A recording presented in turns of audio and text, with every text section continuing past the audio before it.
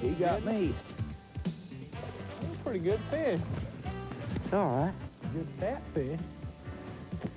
They're darker up in here, aren't they? Well, the water's clear.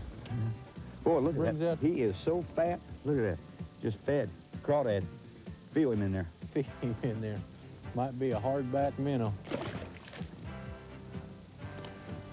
Good job, Chuck. My word. Places like this are really going to be something in a year, aren't they? You see a little island right there with that trough running through it?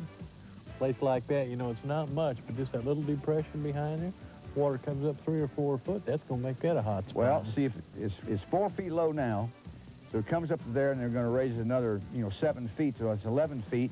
So you're looking at, actually, you're going to have about 8 foot of water in that little hump where we've been catching most of the fish. So you're looking at the same situation right there, for next year. Exactly. What makes it extra good is it's right along the creek channel.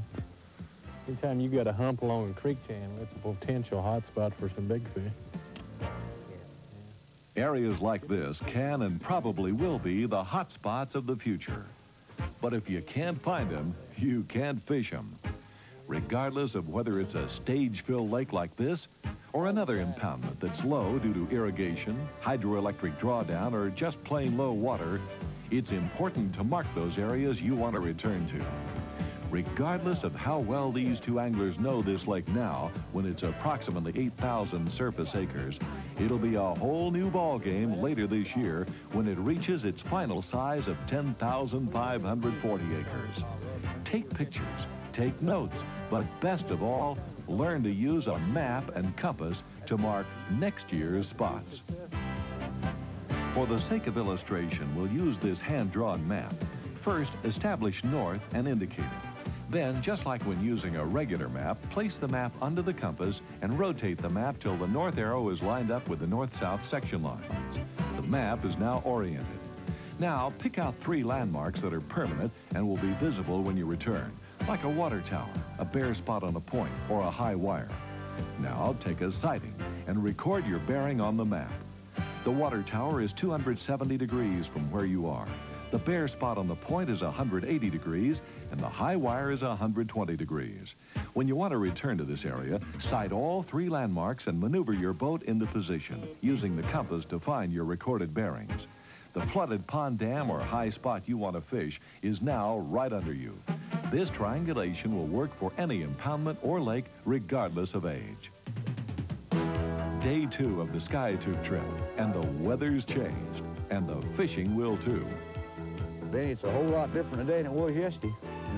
Cloud cover and raining, and water temperature's gone down 3 degrees.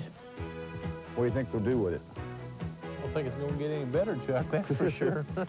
It was hard yesterday. The fish were in the heavy cover, and so, the front had already taken its toll. We had to work pretty hard to get the bites we did get. And with it dropping even more last night, they're going to be in them same heavy cover spots. And probably what we're going to have to do is, where we were putting a jig in and we were getting some of those fish to hit it on the drop yesterday, we're just going to have to sit and shake it in one place and actually force feed it. The worse the front, usually the more you have to slow a bait down and the longer you have to keep a bait in the strike zone in order to get the fish to actually hit it. I think we can still catch a few, though. We're trying. We wouldn't be here if we didn't think That's so, fact. right? Denny, have you found out that with a little front like this coming through that sometimes the fish will leave the shallow stuff like we're in? Or what's it really take to move them out? What it really does, a lot of these fish that get on these flats, it pushes them next to the creek channel or puts them down in the creek channel. They definitely like being near that deep water, but what I feel it mainly does is pushes them into the heavy cover. Wherever they can get in underneath that blanket cover and just kind of lay there and sulk until the front's over. This lake is a lot different when we fished it before, though. It's going to be different next year, too, as those beaver trees come down. Yeah, they've been working on them. Oh, yeah. It sure developed into a quality fishery. It was good when we fished it last time, but we never caught near the big fish as what we did yesterday.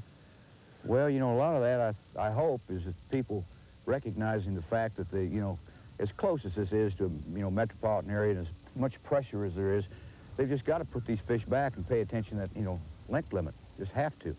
Yeah, apparently, they've been doing a pretty good job of it.